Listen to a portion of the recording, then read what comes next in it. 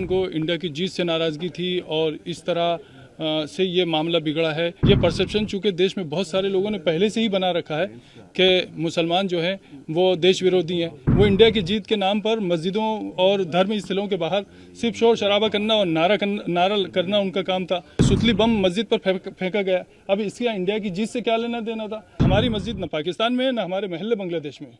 हम इसी हिंदुस्तान के निवासी हैं। ये मंदिर के सामने होता तब भी गलत था, ये मस्जिद के सामने है तो क्यों गलत नहीं है? मुझे ये खबर मिली है सोशल मीडिया से के थ्रू, चूँकि ये बाकायदा पूरे देश में ये माहौल बनाने की कोशिश की जा रही है या खबर फैलाने की कोशिश की जा रही है कि मुसलमान को इंडिया की जीत से नाराज़गी थी और इस तरह से ये मामला बिगड़ा है और मुसलमानों की वजह से ये सब कुछ हुआ है। ये एक गलत बात फैलाई जा रही है और इस चीज़ से हमें बहुत दुख हुआ है।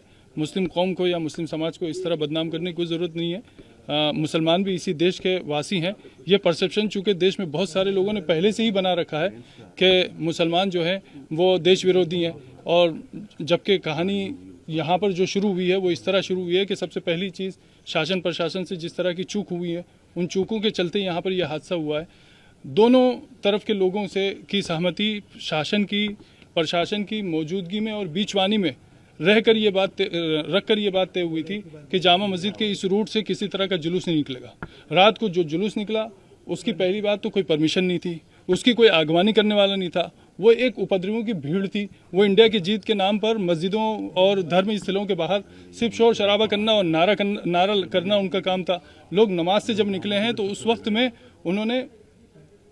में ये भी हुआ है कि सुतली बम मस्जिद पर फेंका गया। अब इसका इंडिया की जीत से क्या लेना देना था? क्या मस्जिद पर बम फेंकने से इंडिया की जीत का जश्न मनेगा? ये बहुत बुरी बात हुई है और इस चीज़ का हमें बहुत दुख है कि एक तरफ गलती करने वाले गलती कर रहे हैं, दूसरी तरफ कुछ लोग ऐसे हैं जिनके हाथ में किसी भी तरह का सोशल मीडिया का कोई सा भी प्लेटफॉर्म या आईडी है तो वो उसके थ्रू ये फैलाने की कोशिश कर रहे हैं कि मुसलमान जो है वो देश का विरोधी है और इंडिया की जीत से उसको तकलीफ है वगैरह वगैरह वगैरह।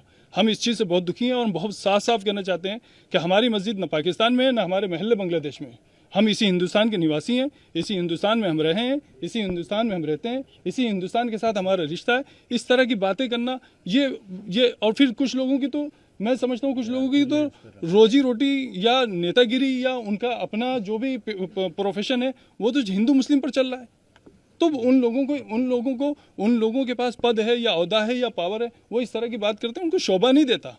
बुनियादी सवाल ये है कि जिस एरिए से जुलूस नहीं निकलना प्रशासन की मौजूदगी में बीचवानी में रहकर दोनों पक्षों के बीच तय हो चुका था, उस वक्त में जुलूस का उसी रूट से निकलना, बगैर आगवानी करने वालों और उसके संयोजकों के बगैर निकलना, नारों के साथ निकलना, नमाज के वक्त में निकलना, क्या ये सब इस देश में मतलब पनपने की बातें हैं या महू में इस तरह सद्भावना पैदा होगी? क्या ये चीज़ ठीक हुई? मेरा सवाल इंसानियत के नाते, मैं एक मुस्लिम पक्ष का पक्षकार होने के नाते बात नहीं कर रहा हूँ। मेरा कहना यह है कि क्या ये मंदिर के सामने होता तब भी गलत था, ये मस्जिद के सामने है तो क्यों गलत नहीं है?